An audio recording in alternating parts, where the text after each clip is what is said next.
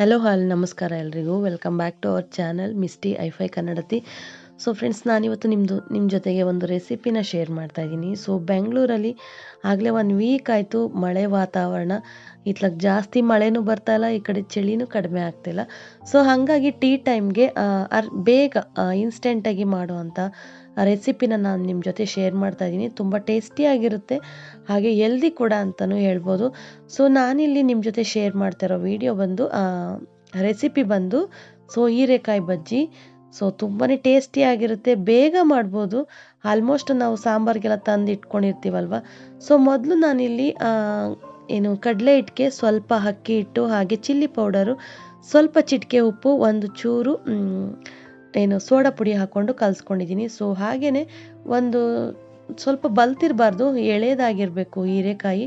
So ಮೇಲ್ಗಡೆ ಎಲ್ಲ ಸ್ವಲ್ಪ ನೀಟಾಗಿ ಪೀಲ್ ಮಾಡಿ ತೊಳ್ಕೊಂಡು ನೀಟಾಗಿ ಚಿಕ್ಕದಾಗಿ ಪೀಸ್ ಮಾಡಿ ಇಟ್ಕೊಂಡು ಈ ಥರ ಕಡಲೆ ಹಿಟ್ಟಲ್ಲಿ ಹೆಜ್ಜಿ ಎಣ್ಣೆ ಒಳಗಡೆ ಹಾಕಿದ್ರೆ ಟೇಸ್ಟಿಯಾಗಿರೋ ಬಜ್ಜಿ ರೆಡಿಯಾಗುತ್ತೆ. ಸೊ ಎರಡೂ ಕಡೆ ನೀಟಾಗಿ ಬೇಯಿಸ್ಕೋಬೇಕು. ಒಳಗಡೆ ಹಸಿ ಹೀರೆಕಾಯಿ ಇರೋದ್ರಿಂದ ಸ್ವಲ್ಪ ನಿಧಾನಕ್ಕೆ ಬೇಯಿಸ್ಕೋಬೇಕು, ತುಂಬ ಟೇಸ್ಟಿಯಾಗಿ ಚೆನ್ನಾಗಿರುತ್ತೆ. ಸೊ ನೀವು ಜಾಸ್ತಿ ಫ್ಲೇಮ್ ಕೊಟ್ಟು ಬೇಯಿಸ್ತೀರಾ ಅಂದರೆ ಒಳಗಡೆ ಬೆಂದಿರಲ್ಲ, ಹಂಗಂಗೆ ಹಸಿ ಹಸಿ ಇರುತ್ತೆ. ಹಾಗಾಗಿ ಮೀಡಿಯಮ್ ಫ್ಲೇಮಲ್ಲಿ ಇಟ್ಕೊಂಡು ನೀವು ಬಜ್ಜಿ, ಯಾವುದೇ ಬಜ್ಜಿ ಮಾಡಬೇಕಾದ್ರೂ ಅಷ್ಟೇ ಮೀಡಿಯಮ್ ಫ್ಲೇಮಲ್ಲಿ ಇಟ್ಕೊಂಡು ನಿಧಾನಕ್ಕೆ ಬೇಯಿಸಬೇಕು. ಆವಾಗ ಒಳಗಡೆ ಇರುವಂಥ ತರಕಾರಿ ಆಗಿರ್ಬೋದು ಅಥವಾ ಬೇರೆ ಏನಾದರೂ ನಾವು ಮಾಡ್ತಾ ಇರ್ತೀವಲ್ವ, ಸೊ ಆ ಟೈಮಲ್ಲಿ ನೀಟಾಗಿ ಬೇಯುತ್ತೆ. ಸೊ ಚೆನ್ನಾಗಿರುತ್ತೆ ತಿನ್ನೋಕ್ಕೆ ಕೂಡ. ನೋಡಿ, ಬಿಸಿ ಬಿಸಿಯಾಗೇನೋ ಬಜ್ಜಿ ರೆಡಿ ಆಯಿತು. ಹಾಗೆ ಕಾಫಿ ಕೂಡ ಬೇಕಲ್ವಾ.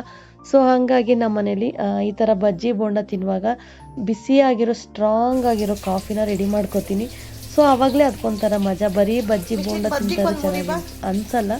ಸೊ ಹಾಗಾಗಿ ಜೊತೆಗೆ ಕಾಫಿ ರೆಡಿ ಮಾಡಿದೆ. ಸೊ ಇನ್ಸ್ಟೆಂಟಾಗಿ ನೋಡಿ, ಇನ್ನು ಬಿಸಿ ಇದೆ, ಸ್ವಲ್ಪ ಬಿಸಿ ಇರೋದ್ರಿಂದ ಎಣ್ಣೆ ಅನ್ನಿಸ್ತಿದೆ ಅಷ್ಟೇ.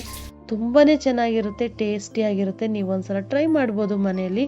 ಸೊ ಬೇಗನೆ ಆಗುತ್ತೆ, ಮಕ್ಕಳು ಇಷ್ಟಪಟ್ಟು ತಿಂತಾರೆ. ಇವತ್ತಿನ ವಿಡಿಯೋ ಇಲ್ಲಿಗೆ ಎಂಡ್ ಮಾಡ್ತಾ ಇದ್ದೀನಿ. Thank you.